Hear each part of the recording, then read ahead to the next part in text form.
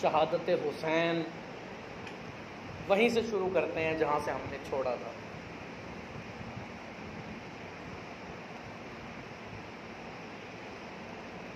سیدنا امام حسین رضی اللہ تعالی عنہ یزید جب حکمران بنا، طے یہ ہوا تھا کہ حضرت معاویہ اپنے بعد خلافت جو ہے وہ اہل بیت اطہار کے سپرد کر دیں گے، لیکن یزید نے اس میں عمل نہیں کیا، اور بدبخت ملعون یزید حکمران بن بیٹھا۔ یہ 60 ہجری کی بات ہے، 60 ہجری کی۔ حضرت ابو ہریرہ رضی اللہ عنہ جو بڑے جلیل القدر صحابی تھے،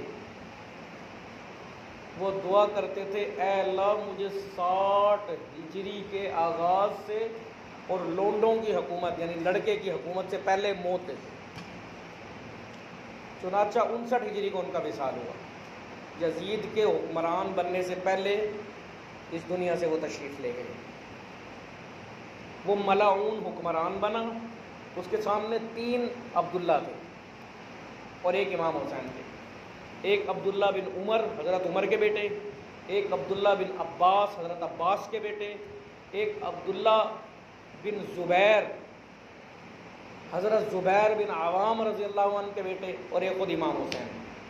یہ مرجع تھے 4 مسلمانوں کے اس وقت، یعنی مسلمان انہی کی طرف رجوع کرتے، انہی سے مسائل سیکھتے، انہی کو دین میں رہنما مانتے، انہی کو سب سے افضل سمجھتے تھے، اور سیدنا امام حسین ان ساروں میں بھی سب سے افضل۔ اب ان عبادلہ سے بیعت لینا مسئلہ تھا۔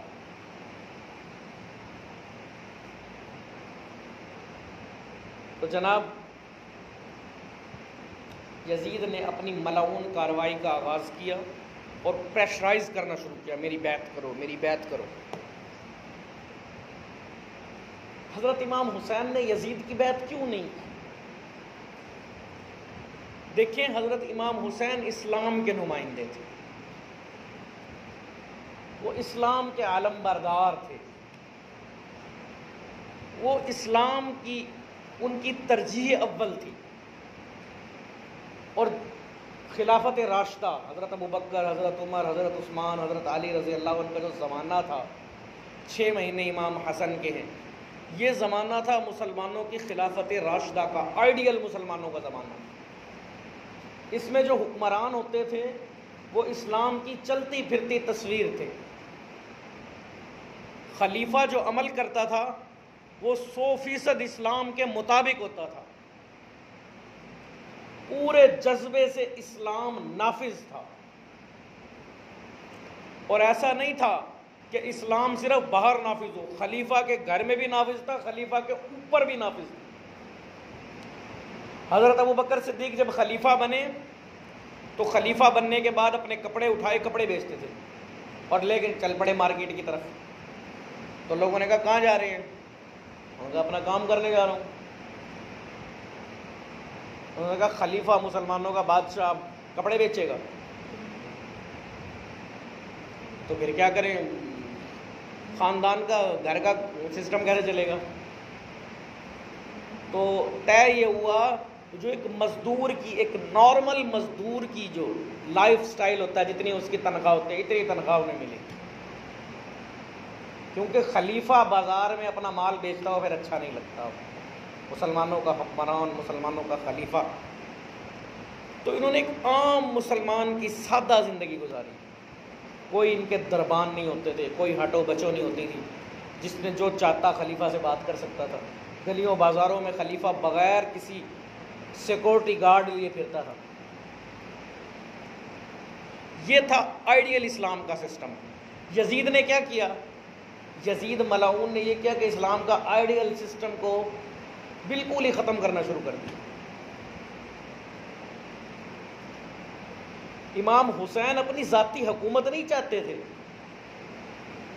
اپنی ذات کے لیے بادشاہت نہیں چاہتے تھے، اپنی حکومت نہیں چاہتے تھے، وہ چاہتے تھے کہ مسلمان حکمران کو اسی طرح ہونا چاہیے جیسے مولا علی تھے۔ یہاں یہ تھا کہ اسلام باہر نافذ تھا لیکن خلیفہ کے دربار میں اسلام نہیں آتا تھا۔ اسلام کو خلیفہ کے دربار میں آنے کی اجازت نہیں تھی، خلیفہ چاہتا نماز پڑھتا، نہ چاہتا نہ پڑھتا۔ اس سے پہلے سارے خلیفہ کیا ہوتے، خود جماعت کراتے تھے۔ ان ملعونوں کا، بنو امیہ کے بدماشوں کا حال یہ تھا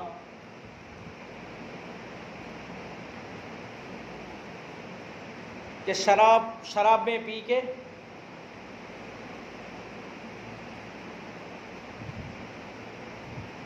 اور اس طرح کی حرکتیں کر کے ایک دفعہ فجر کی 4 رکعتیں پڑھا دی، فجر کی 4 رکعتیں پڑھا دی، اور پیچھے مڑ کے لوگوں کو دیکھ کے کہتا اور پڑھا دوں کہ کم پڑھائیے،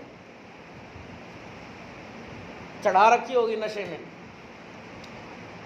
یہ بات بنو امیہ کے گورنروں میں تھی۔